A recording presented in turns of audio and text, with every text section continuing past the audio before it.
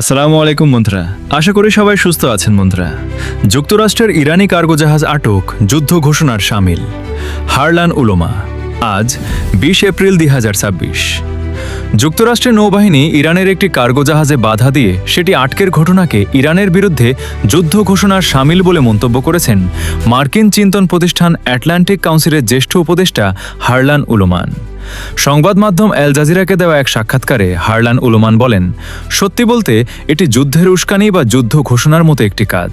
আপনি চাইলেই এমনটা করতে পারেন না। তিনি আরও বলেন, আন্তর্জাতিক আইনের দৃষ্টিকোণ থেকে যুক্তরাষ্ট্র যা করেছে বা করে আসছে তা মূলত যুদ্ধ ঘোষণারই শামিল। তবে মার্কিন কংগ্রেস মনে হয় বিষয়টি সেভাবে মেনে নিতে চাইছে না।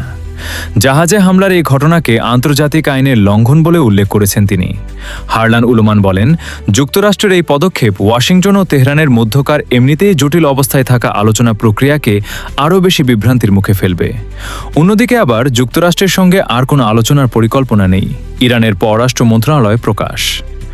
২০ এপ্রিল ইরানের পররাষ্ট্র মন্ত্রণালয়ের মুখপাত্র ইসমাইল বাঘেই যুক্তরাষ্ট্রের সঙ্গে আর কোনো আলোচনার পরিকল্পনা নেই বলে সাফ জানিয়ে দিয়েছে ইরানের পররাষ্ট্র মন্ত্রণালয়। সোমবার ২০ এপ্রিল তেহরানে এক সংবাদ সম্মেলনে মন্ত্রণালয়ের মুখপাত্র ইসমাইল বাঘেই এই চূড়ান্ত সিদ্ধান্তের কথা জানান। বাঘেই অভিযোগ করেন, গত ৮ এপ্রিল থেকে কার্যকর হওয়া ২ সপ্তাহের যুদ্ধবিরতি প্রথম থেকেই ভঙ্গ করেছে মার্কিন যুক্তরাষ্ট্র।